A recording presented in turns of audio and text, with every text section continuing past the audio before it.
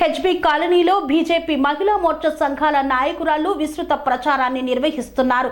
దేశానికి మరొకసారి ప్రధానిగా మోదీనే కావాలంటూ ప్రజలను ఓట్లను అభ్యర్థిస్తున్నారు.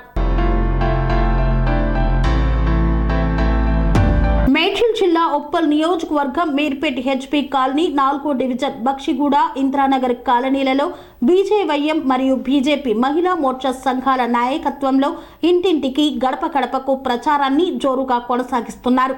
ఈ సందర్భంగా BJYM 4th division HB colony అధ్యక్షులు దేవేందర్, బీజేపీ మహిళా మోర్చా అధ్యక్షురాలు శశికళ మాట్లాడుతూ భారతదేశంలో నరేంద్ర మోదీ నాయకత్వాన్ని ప్రజలు మళ్లీ కోరుకుంటున్నారని, మే 13న జరిగే పార్లమెంటు ఎన్నికల్లో మల్కాజ్గిరి ఎంపీగా బరిలో నిలిచిన ఈటెల రాజేందర్ను భారీ మెజార్టీతో గెలిపించడానికి ఇంటింటికి గడప గడపకు ప్రచారాన్ని చేపట్టామన్నారు.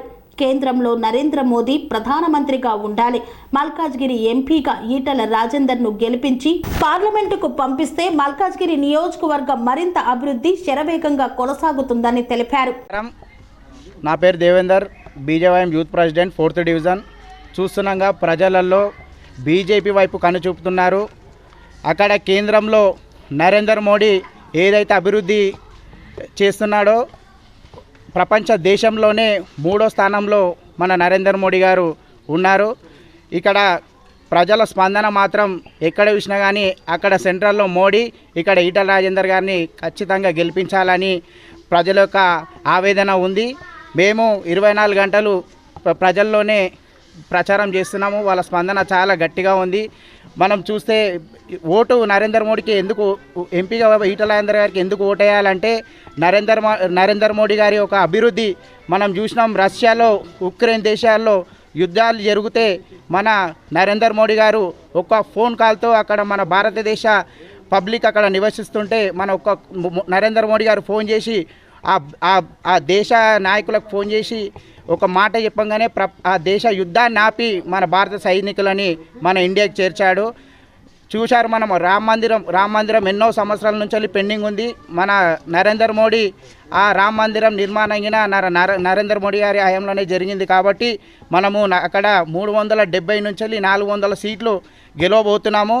అందరం ప్రజలు కంకణం కట్టుకొని కూర్చున్నాం. మే 13 తారీఖు ఓట్లు వేసి బ్యాలెట్ బాక్స్ని బద్దలు కొట్టి బీజేపీని గెలిపించాలని ప్రజలు కనుచూపుతున్నారు.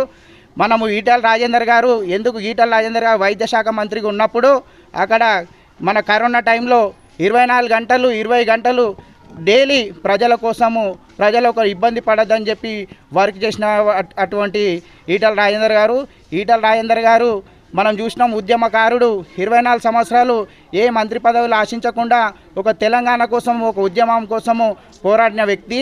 అందుకే ఈటెల రాజేందర్ గారిని కూడా ఇక్కడ ఖచ్చితంగా ప్రజలు ఓటేసి గెలిపిస్తారని మేము ప్రజల యొక్క స్పందన, మెజార్టీ లోపల గెలుస్తాడని చెప్పి ఇక్కడ ప్రజల యొక్క నిర్ణయిస్తున్నారు.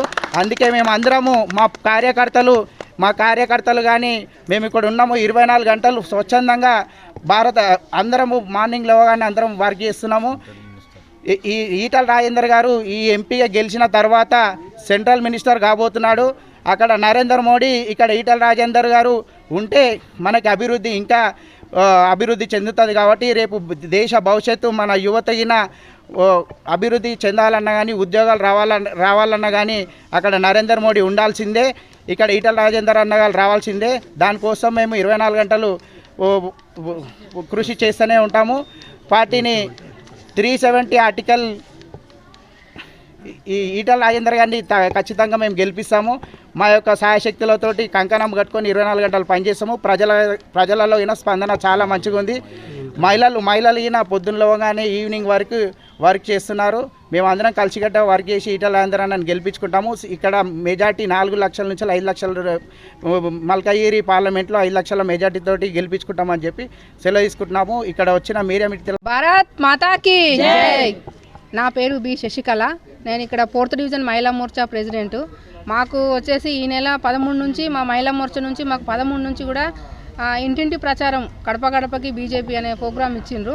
మేము అట్లా ఒక 20 మంది మహిళలం కలిసి గడప గడపకి బీజేపీ అనే ప్రోగ్రాంలో మొత్తం డివిజన్ మొత్తం తిరిగినాము. ఎక్కడ పోయినా కానీ బీజేపీకి ఈసారి మాత్రం ఎంపీకి మాత్రం మేము బీజేపీకి వేస్తామనేసి ప్రతి ఒక్కరూ చెప్తున్నారు. అందరి మంచి స్పందన ఉన్నది. మేమైతే ఇప్పుడు ప్రతి ప్రొద్దున 7 గంటల నుంచి 9 గంటల వరకు తిరుగుతున్నాము. అట్లనే ఇప్పుడు సాయంత్రము పొద్దున 8 గంటల నుంచి 10 గంటల వరకు తిరుగుతున్నాము. అట్లనే సాయంత్రం 7 గంటల నుంచి 5 గంటల నుంచి 7 గంటల వరకు తిరుగుతున్నాము. ప్రతి ఒక్కరి దగ్గర కూడా స్పందన బాగున్నది. అట్లే మేము ఇంకా కూడా కష్టపడి ప్రజలలోకి వెళ్ళి బీజేపీ పార్టీ ఏమేమి స్కీములు ఉన్నాయో అన్ని ప్రజలకు వివరించుకుంటూ చెప్తున్నాము. లబ్ధిదారులను కూడా కలుస్తున్నాము. అట్లనే బాగా స్పందన అయితే ఉన్నది. ఈసారి అయితే మంచి స్పందన ఉన్నది. ఈసారి గెలవడం అయితే ఖాయము. అది ఎంత భారీ మెజారిటీతో అనేది అది తర్వాత రిజల్ట్ వచ్చిన తర్వాత తెలుస్తుంది. భారత్ మాతాకి జై. స్వామి బోధానంద గోసేవ ఆశ్రమం సైథాపూర్. జ్యోతిష్యం, వాస్తుశాస్త్రం మన పూర్వీకులు మనకిచ్చిన వరం.